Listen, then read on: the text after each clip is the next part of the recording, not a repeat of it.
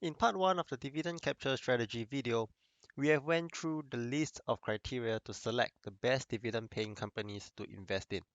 Pause here and go back to watch part 1 again so that you fully understand the rationale of each step and how all of these falls into place for the strategy to work. Now in this video, let us continue with part 2 of the strategy. Specifically, when and how do we buy and sell the stocks? What are the potential risks to pay attention to, as well as my personal watch list of dividend paying stocks that I am using this strategy on. First, let's take a look at the entry rules of the strategy. First and foremost, when to buy. For this, you can buy anytime from 1 week to latest 1 day before the ex-dividend date. You do not want to own the stocks too early and hold it for too long, as it opens your risk to potential loss of capital from the declining stock price, if any. And also, we do not want to lock up our capital for too long a time. To find out the ex-dividend date of a stock, you can simply Google for it, or if your broker or trading platform indicates it for you, like for example TD Ameritrade, then you can rely on the trading software as well. So using AbbVie as an example, the ex-dividend date for AbbVie is on the 14th of April. You can see it from the icon over here, and that means you can enter anytime from the 5th till the 30th of April, 1 day before the 14th of April, which is the ex-dividend date. Right, so looking at the calendar, 5th would be just exactly 1 week before the week of the ex-dividend date, which falls on the 14th. Alright, and this will be the open period which you can buy and hold the stocks for AbbVie. In order to qualify for the dividend payout, you must own the shares 1 day before the ex-dividend date. So for AbbVie, it is on the 14th of April, and that means your last day to buy will be on the 13th. Alright, so be clear of that. The next question would then naturally be, how much shares do we buy? For this strategy and for the purpose of minimizing downside risks, which will be discussed later, we want to buy shares in multiples of 100, up to the amount that our capital allows. For example, you have 20k of spare capital lying around, and AbbVie is trading at $105 per share. With that, you can buy 100 shares without problem. That will just take out 10.5 thousand of your capital, and you have more than enough to buy 100 shares. But can you buy 200 shares? 200 shares will cost you 21,000, 1,000 more than the initial capital that you have. So this means that we cannot buy 200 shares without utilizing margin, and we do not want to utilize margin for this. We will go into the details of why later. Alright, so using this example that we have, we can buy 100 shares of AbbVie anytime before the 14th of April to qualify for the dividends that AbbVie pays out. And after owning the shares, all we got to do is to protect our downside risks. As the saying goes, manage the downside and the upside will take care of itself. Theoretically, when the stock pays out dividend, the stock price would drop by the same amount of the dividend paid. For example, AbbVie is trading at $105 before the ex-dividend date, that is on the 13th of April, and it announced previously that they are going to pay out a dividend of $1.30.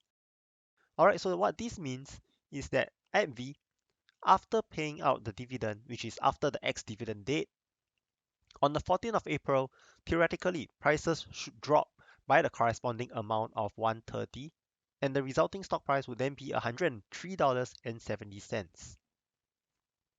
But sometimes we do not observe this. Instead of stock price coming down, it went up further instead. Now this could be due to overly bullish sentiment in the stock or the broad market.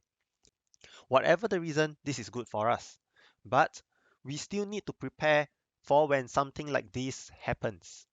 So to protect our position, we'll be selling covered calls to lower down our purchase price of the shares. Now be reminded that as a call seller, you're obligated to sell 100 shares of the underlying stock at the strike price on or before the expiration date of the option. To fully understand how options trading work, you can watch my introductory video on call and put options. Links to those videos will be in the description below. Now, when it comes to option, the key question is always which strike and which expiry.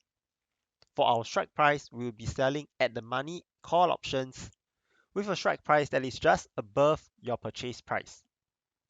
And as for the expiry, we'll be selling the one that expires immediately on the week of the ex-dividend date.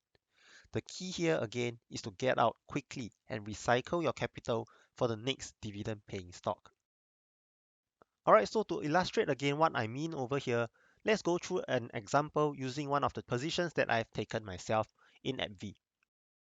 Today is the 13th of April, which is the last trading day for you to purchase AbbVie in order to qualify for the dividends that they are giving out on the 14th.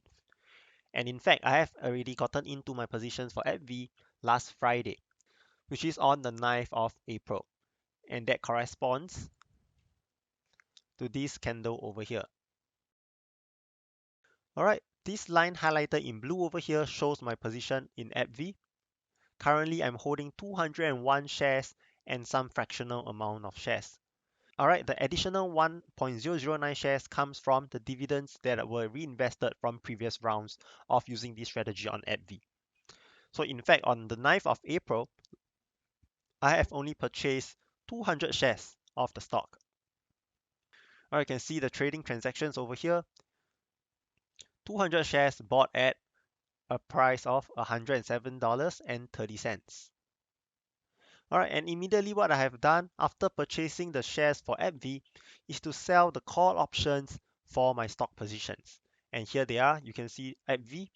I have sold 2 call contracts with a strike of 108.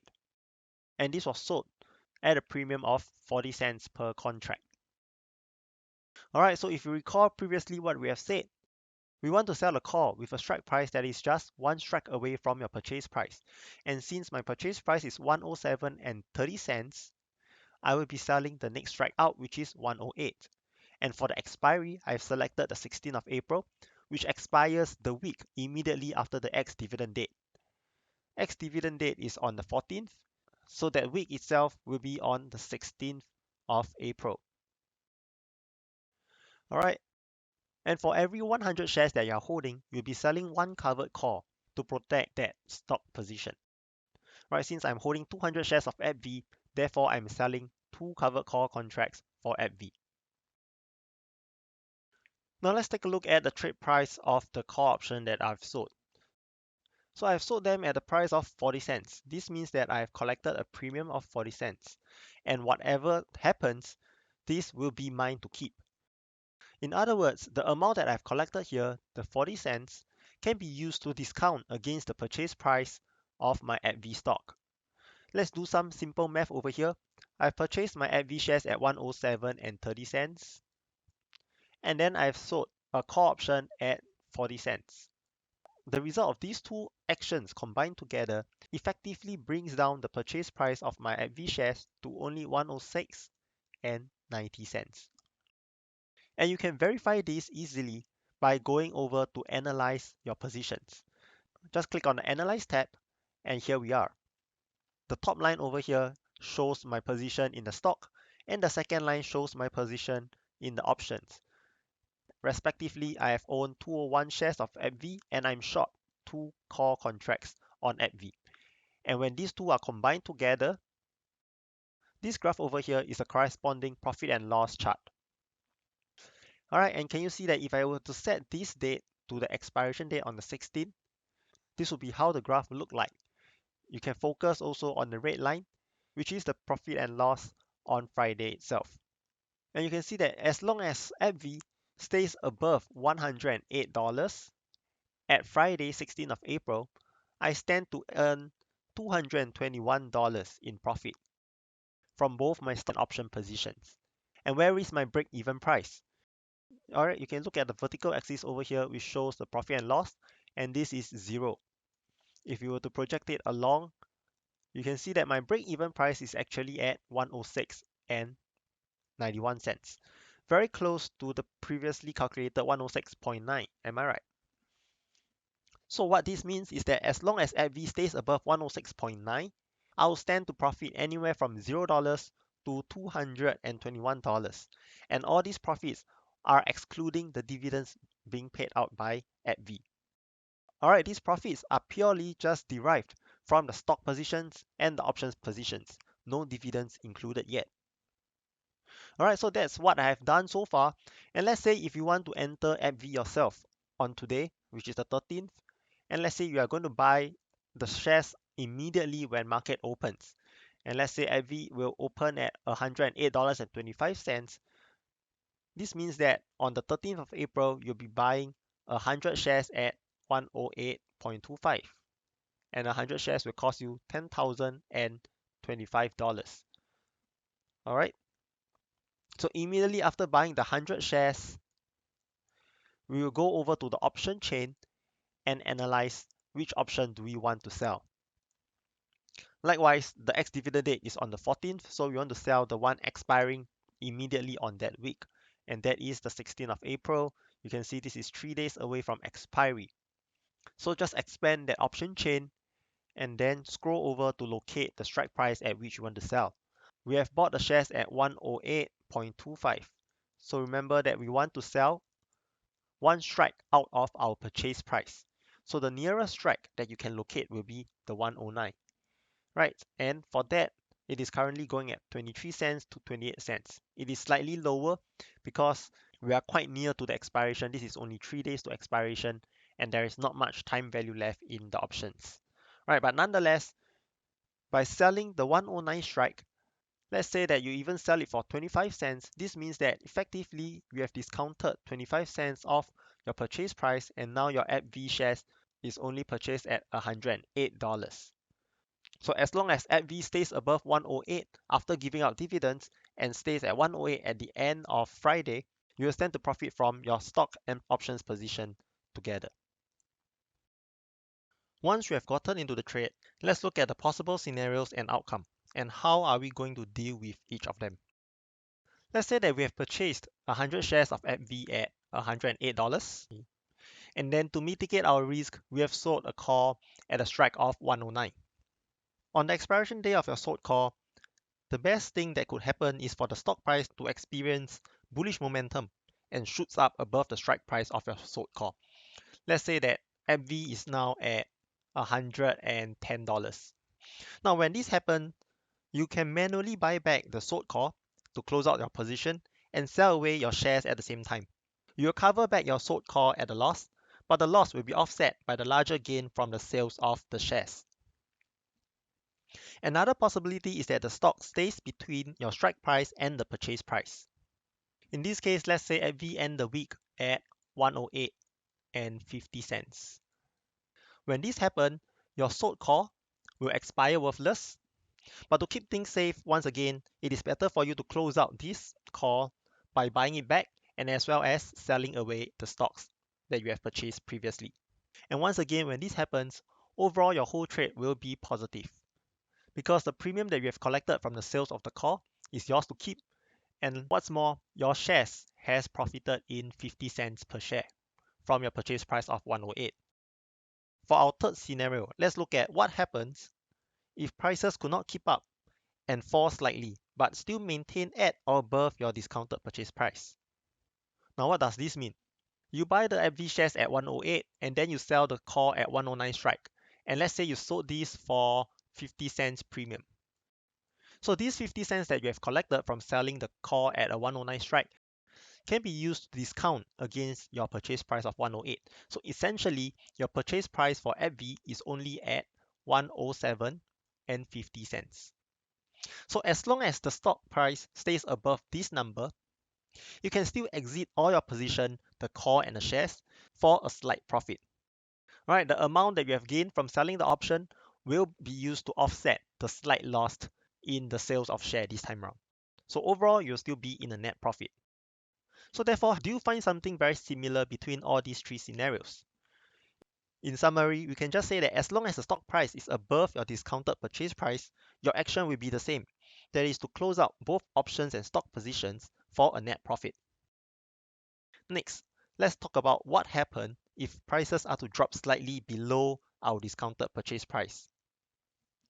As per our previous example, our discounted purchase price is at 107.5, and this time round, let's say that AbbVie stock fell to a price of 106 and 50 cents.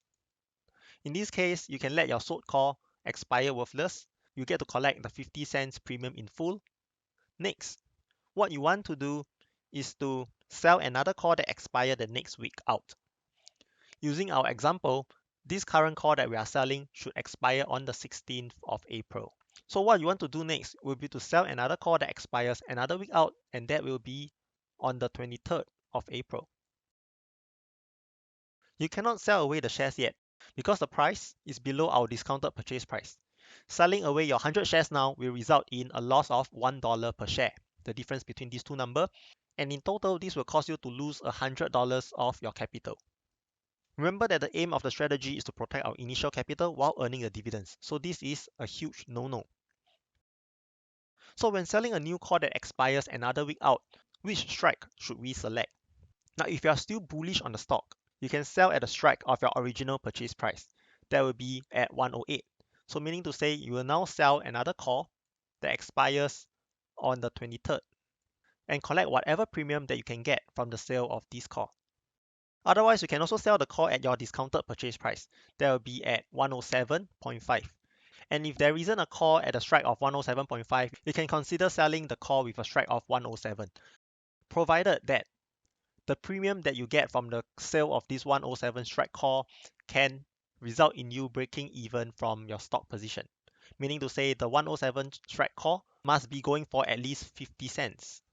Because once you have collected 50 cents from the sale of this call, then you can use it to offset from your discounted purchase price. And now your discounted purchase price, the new one, will be at 107.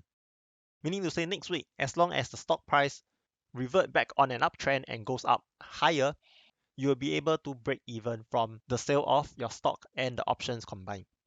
The last scenario that we can encounter is for the stock price to drastically drop below our discounted purchase price, such as selling a call at our discounted purchase price will not yield significant premium anymore. Let's say FV now drops to $100. And in order for you to not incur a loss on your initial capital, you have to sell a call at a strike of 108 that expires on the 23rd of April. And let's say if this call that you are going to sell does not fetch you at least 20 cents, I would say that generally it is not worth to sell the call anymore. So what we can do now is only to wait for stock prices to recover and then sell a call at our discounted purchase price or our initial purchase price expiring that week or the next week out. After going through the entry and exit strategy, what do you think of the dividend capture strategy so far? Let me know in the comments below. In part 3 of the strategy, we will be going through some of the potential risks and how to mitigate them. I will also be showing you my own dividend capture strategy watch list, top quality companies that I trade this strategy on. If you have enjoyed the content, do show your support by leaving a like and subscribe to the channel. Use this Telegram link here to join the Growing Wealth community, where we exchange exciting investing and trade ideas. Thanks for watching. I'll see you in the next video.